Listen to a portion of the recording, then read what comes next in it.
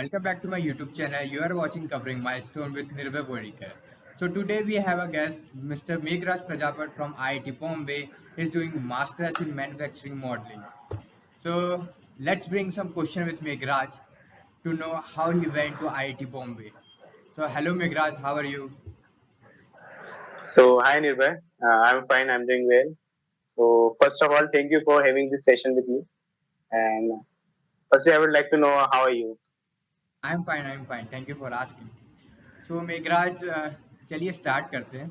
सबसे पहले हम स्टार्ट करेंगे आपका बेसिक इंट्रोडक्शन से। आप कहाँ से हैं, क्या करते थे पहले, ये सब।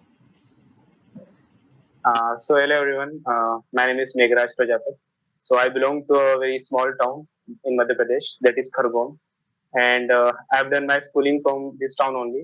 So, and also I've done my schooling in from MP board. That's the thing. And for undergraduation, I went to Vidisha in the college, Samrat Ashraf Technological Institute. And yeah, that's the basic introduction about me. So about my schooling तो and undergraduate. मुझे पता चला था मेघराज, आप जब पढ़ते थे college में भी और प्रिपरेशन करते थे, आप घर में भी आपको बहुत काम करना पड़ता था। इवन आप फार्म में भी काम करते थे अपने पेरेंट्स के साथ। तो बताएंगे आपका कैसा हाँ एक्सपीरियंस था उस समय। हाँ, मतलब एक्चुअली लॉकडाउन पे तो हम सब घर पे ही थे। तो फार्मिंग वगैरह एक्चुअली मेरे पापा फुल टाइम फार्मर है। तो मोस्टली कभी जैसे वो बीमार रहते थे तो फार्मिंग तो कंटिन्यूसली चलती है, अगर सीजन है तो वो रुक नहीं सकता। तो और एक्चुअली मेरे घर में मैं ही बड़ा हूँ, तो मुझे ये सब देखना पड़ता था। तो ओकेशनली मुझे कई बार फार्म पे जाना पड़ता था। तो इसी during this duration I was also doing preparation for GATE, and so that I need to manage. तो मैंने लाइब्रेरी ज्वाइन करके रखी थी। तो वही अगर फार्म पे जाना रहता था तो मैं कोशिश करता था कि सुबह जितना भी काम है दिन का निपटा लूं, और फिर नून में लाइब्रेरी चले जाता था, और जो सुबह की मेरा जो बच रहा है टारगेट में कोशिश करता था कि लेट नाइट पढ़ के कंप्लीट करूं। तो ऐसे थोड़ा मैनेज करना पड़ता था। थोड़ा सा मुश्किल हो जाता था क्योंकि दोनों चीजें काफी अलग हैं। तो दिक्कत आती थी, but still like if you have to manage you, that's what I was like. ये बात तो आपने बहुत सही की। दिक्कत तो सबके पास होती है, अपन को मैनेज करना पड़ता है।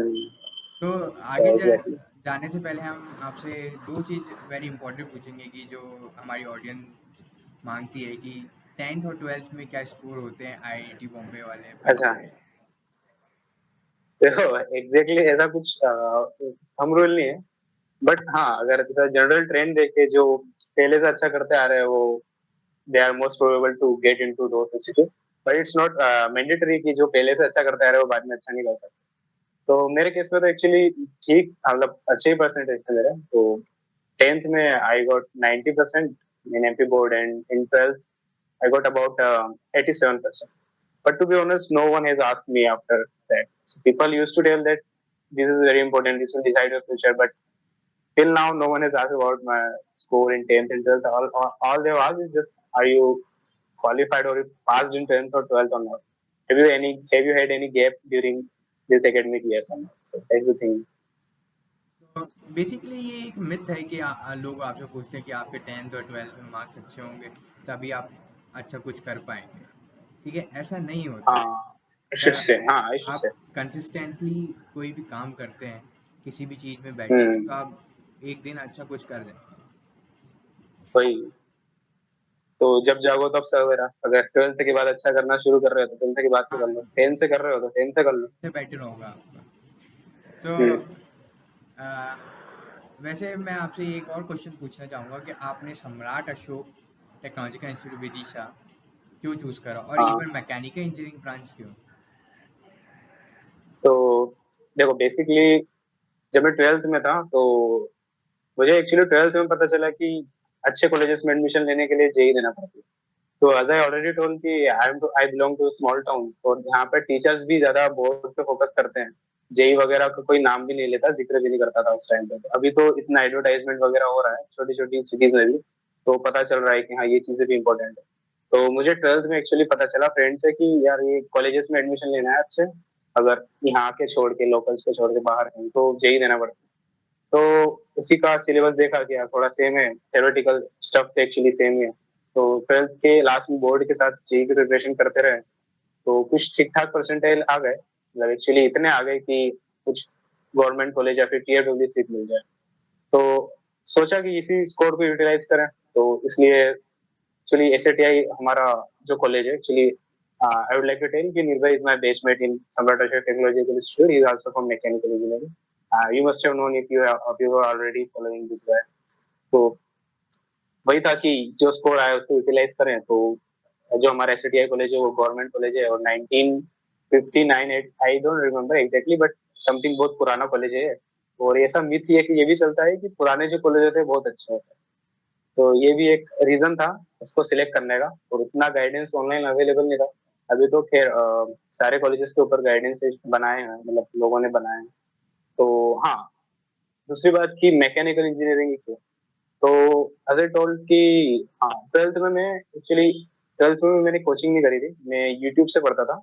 यूट्यूब पे कुछ प्रोफेसर्स हैं, कुछ टीचर्स हैं बहुत अच्छे, जिन्होंने मेरा इंटरेस्ट जगाया रिगार्डिंग फिजिक्स और एंड ऑल। तो मुझे मैं रियली काफी पैशनेट फील करता था ये सब्जेक्ट्स को पढ़ने में। मुझे कुछ मतलब एक्सटर्नल लोड नहीं लगता था, मैं इंटरेस्ट से ये सारी चीजें पढ़ लेता था। तो मुझे ये लगा क्यों ना मैं मतलब आगे एजुकेशन भी इन्हीं चीज में करूँ जिसमें मुझे कंफर्टेबल लगे पढ़ने में। तो उस टाइम पे था कंप्यूटर साइंस का केस था, सब लोग उसके पीछे जा ही रहे थे। बट मैंने चूज करा कि यार मुझे अगर ये चीज अच्छी लग रही है तो मैं इससे कंटिन्यू करना चाहूँ। तो I followed the interest, so that's the thing, that's why I choose mechanical engineering. That's right. जब मैंने स्टार्ट करा था जब 11th-12th में, तो उस समय इतने मोबाइल भी अवेलेबल नहीं हुआ करते थे, ठीक है, और पढ़ने की हम्म, भी बहुत दिक्कत हुआ करती थी। जेई अगर जिन्हें पता भी हो तो, मुझे 11th के कुछ हम्म, स्टार्टिंग में पता चला था कि जेई जैसी कोई एग्ज़ाम होती है, तो उसके लिए प्रिपेयर हाँ, करते हैं। अब कहाँ से करें? कोई बेसिक कोचिंग तो मैं जाता था मतलब सब्जेक्ट्स के लिए, पर वहाँ ऐसी जेई की कोचिंग नहीं होती थी। तो फिर मैंने धीरे धीरे खुद से पढ़ना स्टार्ट करा, और I ended up to SATI Vidisha, and I have taken mechanical hmm, engineering. Mechanical engineering मेरा लेने का पर्सपेक्टिव ये है कि मैंने 12th में कंप्यूटर साइंस ली थी। तो मेरे को ऐसा लगता था कि ओके, कंप्यूटर साइंस तो मैंने यहाँ पढ़ ली है, अब मैं फिर से वही थोड़ी ना पढ़ूंगा, तो चलो मैकेनिकल अच्छा इंजीनियरिंग। इंटरेस्ट नहीं आया हो। मैंने मैकेनिकल इंजीनियरिंग ली, और इवन मेरे पेरेंट्स भी बोले कि तेरे को जो लेना है ले ले, क्योंकि उनने 12th में मेरे को बोला था कि तेरे को कंप्यूटर साइंस लेना है, तो मैंने कहा ठीक है ले लेंगे। और उस समय तो मेरे पास हम्म, लैपटॉप कंप्यूटर भी नहीं हुआ करता था 12th में, तो मैं कोडिंग अपने मोबाइल में लिख कर टेस्ट करता था 12th के एग्ज़ाम के समय कंप्यूटर साइंस का। तो ऐसी अच्छा, जर्नी हुआ करती थी जब पहले अवेलेबिलिटी कम थी डिवाइसेस की। आज तो सबके पास मोबाइल डिवाइसेस की लैपटॉप्स और इंफॉर्मेशन की थ्रू द हैं। इंटरनेट। तो अच्छा, राइट। आप बताइए आपके एसएटीआई के फ्रेंड्स कैसे थे, प्रोफेसर? तो देखो एक्चुअली हमारा जो इंजीनियरिंग थी तो 70% कोविड में ही निकल गई। फर्स्ट ईयर हमने एक्चुअली बहुत एंजॉय करा, हम एक्चुअली सेम हॉस्टल में थे। तो यू नो कि हॉस्टल कल्चर कैसा होता है, तो वो पूरा एक्सपीरियंस करा हमने फर्स्ट ईयर में। बस क्योंकि जो फ्रेंडशिप थी वहाँ की, तो कोई सब 12th करके आ रहे हैं, मेहनत करके आ रहे हैं, तो कोई चाह नहीं रहा था कि अभी फिर से मेहनत करना शुरू करें। तो फर्स्ट ईयर में तो सब एंजॉय करने के हिसाब से थोड़ा आते हैं, रिलैक्स करने के हिसाब से। तो वैसे ही हमारी फ्रेंडशिप थी, सब रिलैक्स करते थे, मस्ती करते थे हॉस्टल में, कुछ भी करते थे। बस बस जो हॉस्टल लाइफ आपने जो कॉलेज में हमने देखी थी एक्चुअली मूवीज में, वो लिटरली एंजॉय करी थी हमने फर्स्ट ईयर में हमारे। एंड आफ्टर दैट लॉकडाउन लग गया, तो वो चीज हमने काफी मिस करी एक्चुअली। इतना हम अच्छी बॉन्डिंग बना चुके थे हॉस्टल में कि हमें घर जाके अच्छा नहीं लग रहा था। हमें याद आ रहे थे एक्चुअली कि यार क्यों लॉकडाउन लग गया, अभी कुछ टाइम और था हॉस्टल में एंजॉय कर लेते, फिर पढ़ना है क्योंकि आगे, क्योंकि थर्ड ईयर फाइनल ईयर में कुछ तो करना था।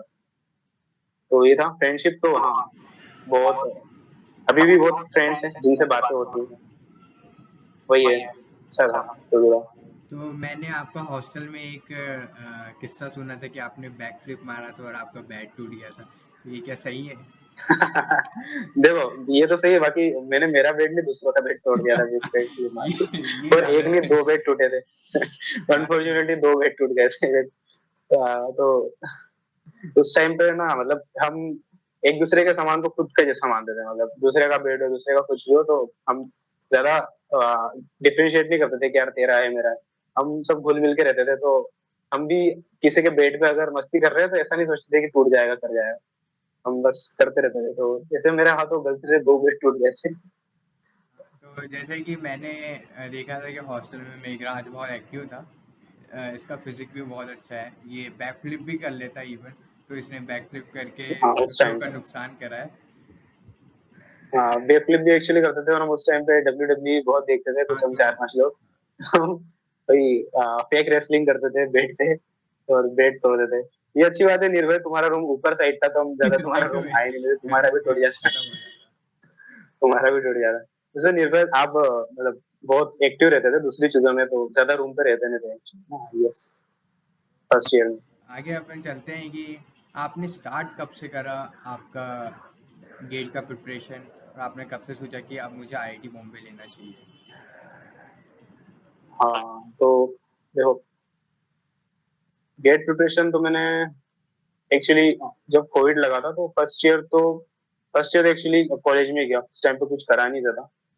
सेकेंड ईयर में कोविड लगा तो जो कॉलेज के जो क्लब्स थे उनकी कुछ एक्टिविटीज थी, वो करने में लग गया टाइम। और खुद से सोचा कि कुछ करते हैं इंजीनियरिंग में, इंजीनियरिंग सीखते हैं कुछ। तो थोड़ा मैकेनिकल इंजीनियरिंग में मुझे इंटरेस्ट भी था, तो मैं एनपीटीईएल से थोड़ा नॉलेज गेन करने की कोशिश कर रहा था। और गेट का तो एक्चुअली मैंने सोचा ही था कि गेट भी करना ही है। तो उसके लिए मैंने थर्ड और फाइनल ईयर रखा था। थर्ड ईयर में मैंने एक्चुअली गेट के लिए पढ़ना स्टार्ट किया। तो सेकेंड ईयर में क्योंकि मैं एक्सप्लोर करता था कि ऑनलाइन कितना कंटेंट है, नॉलेज अवेलेबल है मैकेनिकल इंजीनियरिंग से related, तो मुझे इतना पता चला कि यार यूट्यूब पे सब कुछ अवेलेबल है, बस स्ट्रक्चर्ड वे में नहीं। तो वो चीज मैंने एक्सप्लोर करते करते स्ट्रक्चर वे में मैंने खुद सेव कर ली। यार ये चीजें हैं, ये मटेरियल है जो मुझे इस टाइमलाइन पे पढ़ना है। तो ये मैंने रख लिया और स्टार्ट करने से पहले प्रोसेस मुझे लगे नहीं कि मुझे कुछ बाय करना चाहिए, तो मैंने यूट्यूब से ही प्रिपरेशन स्टार्ट करी, लेक्चर देखे, नोट्स बनाता था मैं। और एक्चुअली हाँ, तो टेस्ट वगैरह भी मैंने टेस्ट सीरीज मैंने ले तो ली थी, बट थर्ड ईयर में मैंने इतने अच्छे से दी नहीं, क्योंकि यार उतना प्रेशर आ नहीं रहा था। मतलब मेन तो फाइनल ईयर में देना है, तो थर्ड ईयर का भी मैंने अटेम्प्ट करा था। तो क्योंकि ऐसे ही ट्रायल के लिए अटेम्प्ट करा था, उतना प्रेशर नहीं था, तो कुछ एक दो टेस्ट दे के मैंने अटेम्प्ट कर दिया था। तो एक्चुअली मेरे थर्ड ईयर में कितना, लाइक ऑल इंडिया रैंक 3500 आई थी, 3500 के लगभग आई मैकेनिकल। तो that I thought is a good start. तो मैंने फाइनल ईयर में कंटिन्यू रखा। मेरा 60% सिलेबस 70% सिलेबस मैंने कवर कर लिया था। हाँ, थर्ड ईयर में 30% सिलेबस मेरा थोड़ा बचा था और टेस्ट प्रैक्टिस वगैरह मेरी भी नहीं। तो through out the year actually हमारा फाइनल ईयर में कॉलेज भी स्टार्ट हो गया था। तो अब दो चैलेंजेस थे, एक तो कॉलेज की स्टडीज भी मैनेज करनी थी और साथ में ये प्रिपरेशन को भी कंटिन्यू रखना था। तो ये दोनों चीजें हमने करने को ट्राई करा। तो फाइनल ईयर में एक्चुअली मैंने टेस्ट लिखे, अच्छे खासे लिखे। बट गेट वाले दिन थोड़ा सा कुछ हुआ, मतलब थोड़ा actually I would say I was not in 100% state to do it, but still I managed to get about all India rank 1100 in that state 2023, and based on that I got admission in IIT Bombay in that specific branch, manufacturing, modeling and materials. तो आपको ये आपकी rank कितनी थी, और आपको किस rank में ये क्लोज हुआ था आपको ये ब्रांच। हाँ, तो मेरी रैंक अगर टोल्ड अराउंड 1100 थी। तो एक्चुअली इस ब्रांच, स्पेसिफिकली इस ब्रांच के बारे में बात करूँ तो that is currently under mechanical engineering in IIT Bombay. तो इसका इंटेक एक्चुअली ओनली 11 है, तो 11 स्टूडेंट्स ही हैं हमारे बैच में। इसका स्टार्ट हुआ था 680 गेट स्कोर था। तो दैट इज इन क्योंकि ये जो ब्रांच है ये मैकेनिकल गेट स्कोर से लेती है, पीआई की गेट स्कोर से लेती है और मेटलर्जी के गेट स्कोर से भी लेती है। तो जो हाईएस्ट स्कोर वाला जो स्टूडेंट है इस ब्रांच में, अभी 680 या 700 स्कोर के अराउंड है मेटलर्जी के इसमें। उसके बाद फिर 660 के अराउंड है मैकेनिकल का, मेरा 630 था। और कुछ लोग हैं, और कट ऑफ अगर बताऊं तो मैं अराउंड 570 स्कोर था पीआई का। तो 570 स्कोर, अगर आप 550 स्कोर के अबो है अगर आपका मैकेनिकल, मेटलर्जी और पीआई किसी में भी, तो आपके हाई चांसेस है आपको ये ब्रांच मिल जाएगी, अगर आपका जनरल ईडब्ल्यूएस है तो भी। हाँ, ये तो और बहुत अगर अच्छी मैन्युफैक्चर, बात है कि इतनी लिमिटेड सीट में आपको आईआईटी बॉम्बे मिली। मतलब ये एक डेडिकेटेड स्टूडेंट को ही मिलती है जो अच्छे से प्रिपेयर करते हैं, क्योंकि कम सीट में ही सिलेक्शन हम्म होना बेटर कॉलेज में, ये बहुत इम्पोर्टेंट होता है। अगर आप प्रिपेयर कर रहे हैं तो आप हम्म ऐसा करें कि आपकी एक्चुअली अगर लिमिटेड सीट भी है तो आपका हो जाना चाहिए। या एग्जैक्टली। तो बात ये है कि ज्यादा लोग अवेयर नहीं है इस प्रोग्राम के बारे में, क्योंकि people know about thermal design and manufacturing only. But I मैंने 1 साल कंप्लीट कर लिया है, लगभग मेरा 2 महीने बाद 1 साल कंप्लीट हो जाएगा। तो आई शुड से कि ये ब्रांच इवन बेटर है मैन्युफैक्चरिंग इंजीनियरिंग से। अगर किसी को थर्मल में इंटरेस्ट नहीं है और डिजाइन नहीं मिल रहा है, अगर उसको आईआईटी बॉम्बे आकर एमटेक करना है और प्लेसमेंट एक्चुअली प्लेसमेंट के हिसाब से आ रहा है, तो the best he can go for if he is interested in mechanical engineering, he wants to stay inside mechanical department only, so he should go for triple M. So there are many advantages for manufacturing as well, and कुछ कुछ advantage है, कम बच्चे हैं तो ये सब से सारी चीजें हैं। बाकी टोटल इनटेक है 90 का, 90 students they take every year. तो एक्चुअली मैकेनिकल इंजीनियरिंग अगर डिपार्टमेंट से जुड़ रहा है तो काफी अच्छा है, क्योंकि यहाँ पर स्पेसिफिकली ये जो डिपार्टमेंट है काफी वेल नोन है इन इंडस्ट्री में। तो कंपनीज को पता है कि यहाँ के डिपार्टमेंट के जो बच्चे हैं, तो गेट में जो टॉप रैंकर्स होते हैं वो यहाँ एमटेक करने हैं, तो उन्हें ये सारी चीजें पता है, इसलिए वो इधर प्लेसमेंट के लिए आती भी है।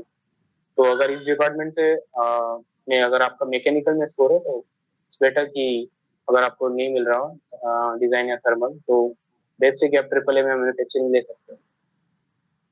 हाँ, तो जैसे मैंने भी जितना देखा है कि IIT Bombay known for placements. So अगर आप प्लेसमेंट ही हम्म, फोकस्ड हैं तो आप आईआईटी बॉम्बे ज़रूर हैं। और दे आर सम अदर हाँ। कॉलेजेस लाइक, अगर आप आईआईटी कानपुर जाते हैं जो कि एकदम रिसर्च बेस्ड है, स्टार्टअप बेस्ड है। तो है ना हम्म। मेघराज, मैं सही कह रहा हूँ? हाँ, आप सही कह रहे हो, क्योंकि देखो ये आईआईटी बॉम्बे और आईआईटी कानपुर या मद्रास जो भी है, जो टॉप के आईआईटीज हैं, ये एक्चुअली रिसर्च इंस्टीट्यूट है। इनका खुद का कुछ प्लेसमेंट का वो नहीं, मतलब रिस्पॉन्सिबिलिटी नहीं है कि हम प्लेसमेंट भी करवाते हैं, मतलब एक्चुअली प्लेसमेंट करवाते हैं, बट इनका जो ये जो सारी चीजें हैं ये बच्चों से करवाते हैं, और प्रोफेसर्स भी रहते हैं एक्चुअली प्लेसमेंट सेल के इंचार्ज, प्लेसमेंट सेल एक्चुअली है यहाँ पे। बट जो कॉलेज की फंडिंग वगैरह आती है, जो कॉलेज की रेपुटेशन है, वो यहाँ के एकेडमिक्स से, यहाँ के प्रोफेसर से। यहाँ के प्लेसमेंट को वो कंसिडर नहीं करते यहाँ की रेपुटेशन में। ओके, तो एक्चुअली आईआईटी बॉम्बे की जो प्लेसमेंट सेल है वो काफी तगड़ी है। यहाँ पे जो रिक्रूटमेंट जो भी प्रोसेस है, प्लेसमेंट सेल के में जो भी बच्चे काम करते हैं उनका रिक्रूटमेंट का, और जो भी प्रोफेसर वगैरह जिनका कॉन्टेक्ट है जो कंपनी को पिच करते हैं आने के लिए, तो ये सारी चीजें काफी वेल स्टेब्लिश्ड है। तो यहाँ कंपनीज को बुलाना काफी सब आसान है। यहाँ कंपनीज एक्चुअली आ जाती है, वो ज्यादा पीछे नहीं करना पड़ता। और इधर एक्चुअली मुंबई भी थोड़ा इंडस्ट्रियल एरिया के आसपास है, तो थोड़ा कन्वीनियंट रहता है कंपनीज को आने के लिए। तो इस तरीके से हाँ कह सकते हैं कि आईआईटी मुंबई इन सारी चीजों में थोड़ा सा आगे हो जाता है आईआईटी कानपुर और मद्रास से। आईआईटी कानपुर मद्रास में भी प्लेसमेंट सेल है, but placement depends on placement cell only. तो आईआईटी बॉम्बे की प्लेसमेंट सेल काफी अच्छी है, इन दोनों इससे कंपेयर करें। आईआईटी कानपुर मद्रास की ऑब्वियसली बहुत अच्छी है if you compare with other college, IIT Bombay की थोड़ी सी एक्चुअली बेटर है। That's the thing. कि कॉलेज फ्रेंड्स कैसे हैं आईआईटी बॉम्बे के, और प्रोफेसर्स कैसे हैं? तो कॉलेज फेस्ट तो आपको अच्छे से पता ही है कि कुछ ना कुछ होते ही रहता है। मतलब अगर आपको एक्स्ट्रा करिकुलर में पार्टिसिपेट करना है, तो आपको बिल्कुल भी ऐसा कुछ लगेगा नहीं कि यार कि कुछ अपॉर्चुनिटी नहीं मिल रही है। अपॉर्चुनिटी एक्चुअली ज्यादा मिलेगी और तुम आप कर भी नहीं पाओगे। तो बहुत सारी चीजें, बहुत सारे ऑप्शंस अवेलेबल है, आपको जिस चीज में इंटरेस्ट है। अगर आपको नहीं भी आता है तो भी यहाँ पे बहुत बच्चे काफी सपोर्टिव है, तो सब मिलके सीखते हैं, सब मिलके करते हैं। काफी अच्छा इन्वायरमेंट है, फ्रेंडली बिहेवियर है थ्रूआउट पूरे कैंपस में। तो ये बिल्कुल भी कोई इशू नहीं है। सारा कल्चरल एक्टिविटीज तो यहाँ पे बहुत होती है, और ये सारा जो भी काफी रिचनेस आई शुड से कि ये सारी चीजों में मतलब प्रोफेसर्स भी इंकरेज करते हैं ये सारी चीजों में पार्टिसिपेट करने के लिए। वो खुद कभी कभी स्टैंड अप्स वगैरह में आ जाते हैं, उनका भी वो भी स्टैंड अप्स वगैरह कर लेते हैं, बच्चे चले जाते हैं। तो प्रोफेसर्स को भी एक्चुअली इंटरेस्ट है इन सारी चीजों में। तो वो भी मानते हैं कि हाँ ये भी चीजें इंपॉर्टेंट है। And you are talking about professors academically, if you talk about professors, तो काफी ज्यादा सपोर्टिव है, मतलब इतने सपोर्टिव प्रोफेसर मैंने कभी नहीं देखे। सो इन अपनी इंजीनियरिंग में भी अंडर ग्रेजुएट्स में, यू नो कि I would not we would not like to talk about that, but you know कि uh, we need to teach them allot. उन्हें काफी ज्यादा कांटेक्ट करना पड़ता था, तब जाके उनसे बात होती थी और कुछ इशू रिजॉल्व हो पाता था.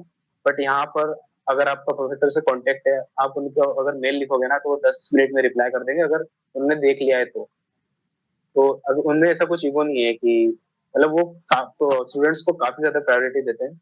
और मैं अगर मेरे स्पेसिफिकली गाइड के बारे में बात करूँ, जो मेरा मास्टर थीसिस के गाइड है, मास्टर थीसिस प्रोजेक्ट के लिए जो गाइड है मेरे यहाँ पे प्रोफेसर है, तो वो मुझे dedicatedly half half to 1 an hour once a week और ट्वाइस अ वीक देते हैं to take update about my thesis and all. और कोई भी इशू वगैरह रिजॉल्व करना हो तो मैं उन्हें मेल कर देता हूँ, वो काफी जल्दी रिप्लाई दे देते हैं. तो as soon as they get time they reply. तो काफी सपोर्टिव है, काफी से कि रिस्पॉन्सिव है यहाँ के प्रोफेसर. सारे इश्यूज आपके रिजॉल्व करेंगे. अगर आपको कुछ भी छोटी सी भी दिक्कत आती है तो आप ऐसा ना सोचो कि किसी टीए से बात कर लो, टीचिंग असिस्टेंट से बात कर लो, या फिर किसी ऑफिस में किसी बंदे से बात करो. आप डायरेक्ट प्रोफेसर से बात कर सकते हो. वो छोटे से छोटे इशू को भी सुनेंगे और रिजॉल्व करने की कोशिश करेंगे. तो इस टाइप का कुछ कल्चर है यहाँ पर. हम ये भी जानना चाहेंगे कि आप अभी किस रिसर्च वर्क पर वर्क कर रहे हैं अपने प्रोफेसर के साथ, क्या है आपकी मास्टर थीसिस? तो actually I can say specifically नहीं बता सकता, बट ओवरव्यू में मैं बता सकता हूँ कि मेरा एमटीपी है regarding machine learning for materials और AI tools for materials discovery. तो इंडस्ट्री बेस्ड कुछ डेटा है. तो there is a problem in industry. उन्हें कुछ सॉल्यूशन चाहिए which can only be solve using machine learning algorithms और deep learning techniques that are currently emerging. So they want such people who are learning this stuff. So in IIT Bombay, people do such kind of courses and learn this skill. And my professor also is specialized under this domain.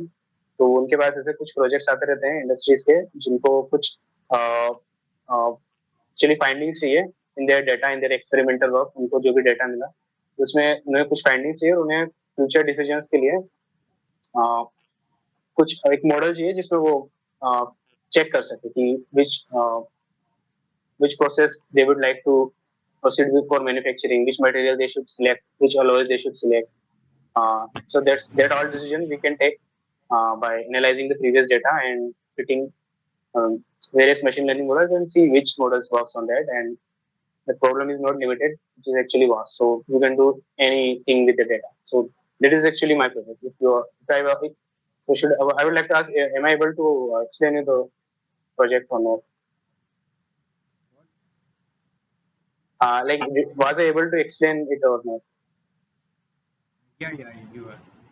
सो ये ठीक है, क्योंकि जो projects होते हैं IITs में उनके पास Hmm. Rights होते हैं, पेटेंट राइट्स होते हैं, तो फुल डिस्क्लोजर नहीं करते मोस्टली, हाँ, क्योंकि जो इंडस्ट्री एक्चुअली होती है मेरे प्रोफेसर ट्रस्ट ने के तो मुझे साथ प्रोफेसर के मुझे साथ कंपनी का करते हैं. नाम भी नहीं बताया कि किस कंपनी से आ रहा है डेटा.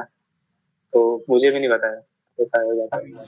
ये स्टूडेंट की भी रिस्पॉन्सिबिलिटी है कि वो अपना प्रोजेक्ट अपने प्रोफेसर के साथ ही कंसल्ट करें. So thank you for sharing your project insight. So at last मैं आपसे ये पूछना चाहूँगा कि आपके फ्यूचर प्लान्स क्या है आफ्टर कंप्लीटिंग मास्टर्स?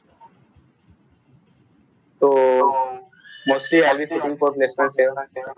और एक्चुअली यहाँ पर कुछ कंपनीज आ रही है मेरे प्रोजेक्ट वर्क से रिगार्डिंग भी. तो फर्स्ट टाइम कुछ थी जो इसी प्रोफाइल के बेसिस पे ले गई थी. तो अगर इस बार आती है तो मेरे लिए बहुत अच्छा होगा, मुझे मतलब ज्यादा दिक्कत नहीं आएगी. और इसमें हो भी जाता है तो एक्चुअली मेरी एक्सपर्टाइज भी रहेगी, क्योंकि 6 महीने में सेम डोमेन में काम कर चुका हूँ, तो मुझे दिक्कत नहीं आएगी. But still I am preparing for other profiles as well, तो उसके लिए भी मैं बैठूंगा प्लेसमेंट्स में. तो फ्यूचर प्लान्स तो यहाँ से प्लेसमेंट लेना है फर्स्टली. और secondly, like my professor always tell ki there is very good scope of doing higher studies here from here. You can go anywhere in abroad. अच्छे से अच्छे कॉलेजेस में जा सकते हैं यहाँ से, और फंडेड भी, फुल्ली फंडेड भी मिल जाएगा. तो उसके लिए वो हमेशा इंकरेज करते हैं कि अगर बहुत अच्छे से करोगे, अगर MTP obviously they encourage to do MTP very well. तो बताते हैं वो कि ये सारे ऑप्शंस भी हैं, तो वो भी कंसिडर कर सकते हैं. But for now I would like to proceed with that. तो ये बेसिकली आपको कैसी अपॉर्चुनिटी है? बाद में 1 साल का रिसर्च अपॉर्चुनिटी है कि पीएचडी की अपॉर्चुनिटी है हायर स्टडीज़ में? पीएचडी ओके, के लिए ही। मीन्स और हाँ, शायद 5 साल आपको हाँ। मतलब फिर से हाँ, ये एक अच्छी अपॉर्चुनिटी अगर आपको फुल्ली फंडेड भी मिलता है, अगर अब्रॉड के कुछ इलाइट कॉलेज जैसे Carnegie Mellon university, Massachusetts institute of technology, so people can go with ये दैट। हाँ, एक्चुअली हाँ, ये तो वेरी सबसे ज्यादा ऊपर के होगा। और भी कुछ लिस्ट में है ना, एरफ रैंकिंग में जो काफी अच्छे हैं, तो वो भी हैं जर्मनी में, यूएस में। यहाँ भी गए हैं बच्चे एक्चुअली। हाँ, कार्नेगी मेलन में, मैसाचुसेट्स में भी जाते हैं बच्चे। हाँ, और वैसे कि जैसे कि बाहर के कॉलेजेस भी ना आईआईटीज, एनआईटीज, इवन बिट्स और बीआईटीज, और एक कॉलेज है हमारे हम्म। इंडिया में अन्ना रेड्डी कॉलेज, इन्हें बाहर भी अच्छे से हम्म। जानते हैं कि यहाँ के बच्चे अच्छे होते हैं। अगर आप भी नॉर्मल स्टेट गवर्नमेंट कॉलेज होंगे तो भी छोड़ दीजिए कि आपको कोई आपके कॉलेज को कोई बाहर जानता हो, पर अगर आप कुछ इलाइट कॉलेजेस हो, इवन वो प्राइवेट भी हो, तो उन्हें बाहर जानते हैं। तो बेटर है कि अगर आप हाँ, अगर यूएस कोई स्टूडेंट हैं हमारे अगर कोई अब्रॉड, हाँ, जैसे आपको ज्यादा अच्छे से पता है, आप गाइडेंस देते होगे आपके चिल्ड्रन रिगार्डिंग दैट कि कैसे नहीं नहीं नहीं, हाँ वो अगर आप चाहिए। गवर्नमेंट कॉलेज से। हाँ, मेरा यही कहना था कि अगर आप अंडर ग्रेजुएट कहीं लेना चाहते हैं और कॉन्फ्लिक्ट है बिटवीन में कि आप स्टेट गवर्नमेंट कॉलेज में जा रहे हैं और आपका बिट्स में भी हो गया, तो आपको लगेगा कि इन्वेस्टमेंट ज़्यादा है, पर जो इन्वेस्टमेंट है उसका रिटर्न भी बहुत ज़्यादा है। तो आप एकदम डिसाइड डिसीजन लीजिए आपके फ्यूचर को प्लान करते हुए। सर, आप कुछ कमेंट करना चाहेंगे सर इसमें? हाँ, तो एक्चुअली सही कह रहे हैं आप। तो और भी ऑप्शन है, जैसे अगर आप रिसर्च पेपर ही पब्लिश कर देते हो, तो they will just see your research work कि आपने क्या करा है, तो वो कॉलेज पे इतना मैटर नहीं होगा। तो एक ये भी है, अगर आप रिसर्च में इंटरेस्टेड हो और आप अंडर ग्रेजुएट में ही कुछ अच्छा करके पब्लिश कर देते हो, पब्लिश हो जाता है, और आप सेम डोमेन में अप्लाई कर रहे हो किसी फॉरेन यूनिवर्सिटी में, तो they will check if you have publish research paper और नॉट। और अगर वो चेक करेंगे और आपका रिसर्च पेपर अगर उन्हें पसंद आया, तो they will consider you for interview, और अब इंटरव्यू में निकाल लेना जैसे। तो ये भी ऑप्शन है। हाँ, ये भी बात है कि क्योंकि वहाँ पर क्या होता है, एक एक्स्ट्रा टैलेंटेड बंदों को देखा जाता है कि वो उनमें हम्म। क्या यूनिक है, क्योंकि वो अपना जो एकेडमिक्स है और अपनी जो रैंकिंग है वो हमेशा वो बनाए रखना चाहते हैं। एक सिंपल हम्म। सा एग्जांपल जैसे मैसाचुसेट्स इंस्टीट्यूट ऑफ टेक्नोलॉजी है, ये rank 1 in JEE advance, KVPY clear peoples, olympiad में किसी का रैंक 1 आया हो, तो उन्हें इन लोग जल्दी हम्म। एडमिशन देते हैं, क्योंकि ये अच्छा। इनका क्राइटेरिया है कि ये एकदम ओवर क्वालिफाइड कुछ अच्छे बंदे को रखना चाहते हैं, क्योंकि इनकी रैंकिंग कभी डाउन नहीं जाना चाहिए। इसलिए हम्म। अगर आप कुछ यूनिकनेस दिखाते हैं in respective of your college, तो आप सोच सकते हैं बाहर जाने का, कुछ अच्छा काम करने का। इवन आप कोई स्पेस ऑर्गेनाइजेशन में भी काम कर सकते हैं, जैसे नासा हो गया।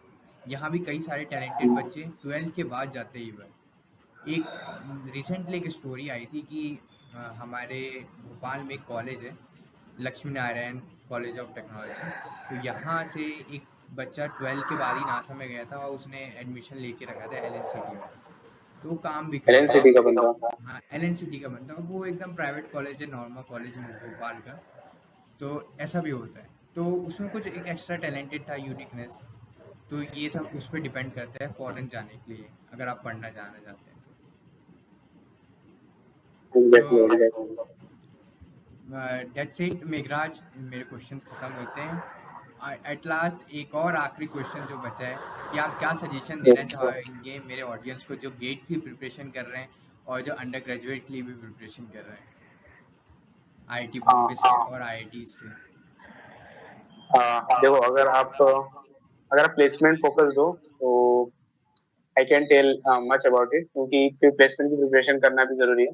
बट अगर आपको थोड़ा भी इंटरेस्ट है, अगर मास्टर्स में या फिर हायर एजुकेशन में, तो यार देखो, गेट ना काफी बहुत ही अच्छी अपॉर्चुनिटी है।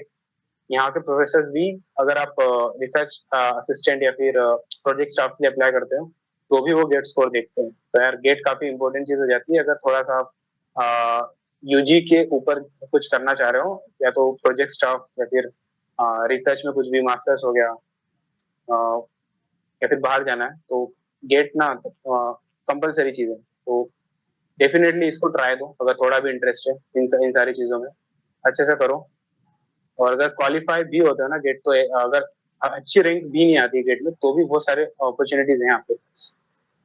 तो ये है, मतलब अगर आप फुल टाइम दे रहे हो गेट को अच्छे से, कुछ क्वालिफाई भी कर रहे हो या फिर ठीक ठाक रैंक भी ला रहे हो ना, तो भी कुछ अपॉर्चुनिटीज आपके लिए खुल जाएंगे, बस ढूंढना पड़ेगी। ऐसा नहीं है, गेट काफी वर्थ इट एग्जाम है अभी भी। तो उसको मार्केट में अगर आप ये सोच रहे हो कि पीएसयूज वगैरह कम आ रही हैं आजकल, तो उससे डिमोटिवेट होने की जरूरत नहीं है। गेट को आप फुल ट्राई दो। बाकी पीएसयूज भी हैं एक्चुअली, आती है काफी पीएसयूज आ भी रही है, तो वो भी ऐसा नहीं है कि नहीं आती। वही है। तो I ये would like to आपने say, बहुत I, सही I would बोला like to highly encourage people about it. कि नीट एक चेकलिस्ट का सामान है अगर आप कोई अच्छे कॉलेज में जाते हैं। Even Hmm. प्रोफेसर इंटर्न्स भी हायर करते तो वो देखते हैं अगर इसका गेट क्लियर है, या Yes. रिसर्च एप्लीकेंट्स अप्लाई करते हैं तो वो यही चेक करते हैं गेट क्लियर है कि। क्योंकि Hmm. रिसेंटली मैंने भी एक जगह अप्लाई करा था आईआईएसटी बैंगलोर में।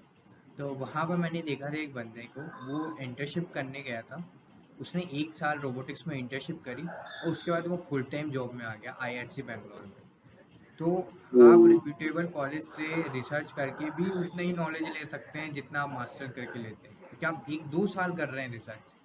तो आप सोच लीजिए Hmm. आपने कितना सीख लिया होगा रिप्यूटेड कॉलेज अगर आप Hmm. पढ़ रहे हैं और या क्योंकि वो एक्सपीरियंस वर्क ले एक्स रहे में हैं। काउंट हो जाता है, अपने आपके वर्क एक्स में काउंट हो जाता है, तो वो तो रेज्यूमे में काफी वैल्यूएबल चीज रहती है। फिर ऐसा हुआ उस बंदे के साथ कि वो इंटर्न के बाद सीधे वो फुल टाइम में आ गया आईआईएससी बैंगलोर में एक इंटर्नशिप से करते हुए। तो हाँ, गेट या तो स्कोर भी आईआईटी था उनके बेंगलोर में पास। या फिर बाहर भी कर सकता था, मतलब उसके पास अपॉर्चुनिटीज थी अब उनके सिर्फ पास प्रोजेक्ट बाहर स्टाफ के के लिए भी दम पर। Opportunity. Hmm, thank you Meghraj, we will meet you soon.